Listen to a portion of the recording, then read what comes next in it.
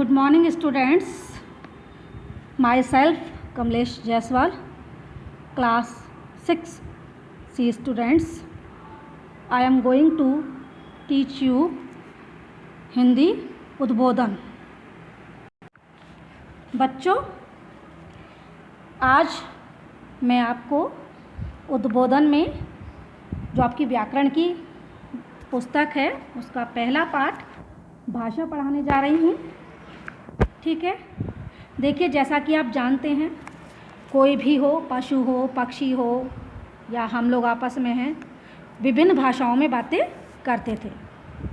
एक समय ऐसा था कि क्या था, कोई भी भाषा नहीं थी, आदमी जंगलों में रहता था, कंदमूल खाता था।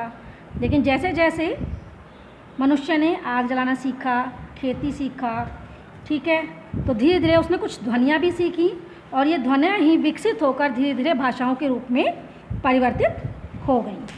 ठीक है, भाषा एक ऐसी चीज़ है जिसके बिना ना तो हम शुद्ध रूप से बोल सकते हैं, ना ही शुद्ध रूप से कुछ लिख सकते हैं। विभिन्न राज्यों की अलग अलग भाषाएं होती हैं, लेकिन भाषा वही होती है जिसको मान्यता प्राप्त होती है। भाषा ही एक ऐसा साधन है जिसके द्वारा हम अपनी मन की बातों को, मन के विचारों को, भावों को दूसरों के सामने या तो बोल करके, बताकर या लिख करके प्रकट कर सकते हैं। यदि हमारे बीच यह भाषा न होती तो शायद एक मनुष्य दूसरे से कभी भी संपर्क में नहीं रह सकता था। इसलिए भाषा ही एक ऐसा साधन है जिसके द्वारा हम अपने विचारों का आदान प्रदान करते हैं।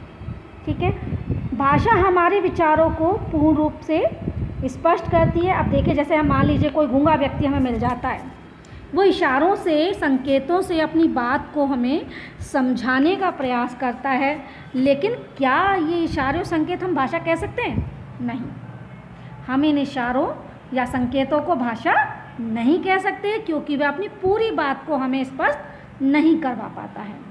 उसी तरह पशु पक्षी भी अपनी भाषा में बातचीत करते हैं। ठीक है, तो इस तरीके से हम कह सकते हैं कि भाषा एक ऐसा माध्यम है जिसके द्वारा हम अपने विचारों का आदान प्रदान करते हैं या अपने मनोभावों को दूसरों तक पहुंचाते हैं। भाषा का प्रयोग हम दो तरीके से करते हैं, या तो बोलकर, बोलेंगे, या लिखकर, या किसी तरीके से लिखित भाषा में करेंगे। तो भाषा के दो रूप होते हैं, मौखिक भाषा और लिखित भाषा। ठीक है, तो सबसे पहले हम देखते हैं लिखित भाषा। जब हम अपने मन के भावों को या विचारों को दूसरों के सामने लिख कर प्रकट करते हैं, फॉर एग्ज़ाम्पल जैसे हम किसी को पत्र लिखते हैं, तो वो क्या हो गया? लिखित भाषा। या हम पुस्तक पढ़ते हैं, या हम क्या कहते हैं, आपका समाचार पत्र पढ़ते हैं, ये सब लिखित भाषा के रूप हैं। मौखिक भाषा दूसरी हमारी क्या है? मौखिक भाषा, जब हम अपने मन के भावों को या विचारों को दूसरों के सामने बोलकर प्रकट करते हैं, तब हम मौखिक भाषा का प्रयोग। हाँ, तो बच्चों, जैसा कि आपको मैंने बताया कि भाषा के हमारे दो रूप होते हैं। कौन कौन से? मौखिक और लिखित। अब हम यह जानना चाहते हैं कि जो हमारी भाषाएं हैं भारत में, वो कितनी भाषाएं, हमारे भारत में कितनी भाषाएं बोली जाती हैं। तो बच्चों देखो, हमारे भारत में बहुत सारी भाषाएं बोली जाती हैं, लेकिन केवल हिंदी ही ऐसी भाषा है जिसको हम राष्ट्रीय भाषा के रूप में जानते हैं, इसीलिए हमारी राष्ट्रभाषा हिंदी है। ठीक है, भारत में भी अनेक भाषाएं बोली जाती हैं, जैसे पंजाबी हुई, गुजराती हुई, तमिल हुई, तेलुगु हुई, कश्मीरी हुई, एटसेट्रा। ठीक है, आप यहाँ तक आप समझ गए भाषा क्या है।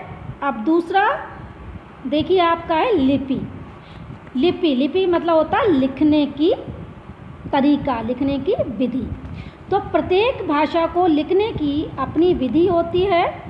जो भाषा का मूल रूप होता है, जिससे हम देखते हैं भाषा को, वो क्या होता है? लिखित। इसको लिखने के लिए जो हम चिन्ह निर्धारित करते हैं, इन्हीं ध्वनि चिन्हों के माध्यम से भाषा लिखी जाती है, और भाषा के लिखित रूप का आधार जो होता है वही उस भाषा की लिपि कहलाती है। जैसे हमारी हिंदी है, संस्कृत है, उसकी देवनागरी लिपि होती है। अंग्रेजी भाषा है उसकी रोमन होती है, पंजाबी होती है उसकी गुरुमुखी होती है। तो इस तरीके से हम कह सकते हैं भाषा के लिखने के ढंग को या विधि को ही हम लिपि कहते हैं। अब आता है बच्चों, लिपि भी हो गई, भाषा भी हो गई, व्याकरण क्या है, जो हमारी ये बुक है। प्रत्येक भाषा को लिखने के लिए हमने लिपि भी जान ली, भाषा भी जान ली। जब हम भाषा को लिखेंगे तो उसके लिए लिखने के लिए नियमों की आवश्यकता होती है। नियमों के द्वारा ही भाषा का शुद्ध प्रयोग होता है। भाषा के जितने भी नियम होते हैं उनका ज्ञान व्याकरण के द्वारा ही सीखा जाता है, और व्याकरण के द्वारा ही सही भाषा को हम लिखना या पढ़ना सीख सकते हैं। तो इस तरीके से हम कह सकते हैं कि व्याकरण वह शास्त्र है जिसके द्वारा हम भाषा को शुद्ध रूप से बोलना, पढ़ना, लिखना और समझना सीखते हैं। ठीक है, भाषा को शुद्ध रूप से लिखने के लिए व्याकरण को हम 4 भागों में बांटते हैं। वर्ण विचार, जिसमें वर्णों के बारे में बात होती है, शब्द विचार, जिनमें शब्दों के बारे में बात होती है, पद विचार यानी कि जिनमें उसको सेंटेंस को पैराग्राफ में चेंज करते हैं, वाक्य विचार यानी कि जो कि हमारे वाक्य जो बनते हैं। ठीक है, अब लास्ट आपका आता है इसमें टॉपिक साहित्य। साहित्य का दूसरा अर्थ होता है काव्य या गद्य। हमारा साहित्य 2 रूप से मिलता है, या तो गद्य में या फिर काव्य में। नृत्य हुआ, संगीत हुआ, नाटक हुआ, चिकित्सा हुई, अंतरिक्ष विज्ञान हुआ, ये ज्ञान के असंख्य क्षेत्र हैं। इससे संबंधित ज्ञान का भंडार ही हमारा साहित्य कहलाता है। ठीक है, हमारी कहानी हुई, लघु कथा हुई, उपन्यास हुआ, नाटक हुआ, पत्र हुआ, निबंध हुआ, कविताएं हुआ, यही साहित्य के ही 2 रूप होते हैं।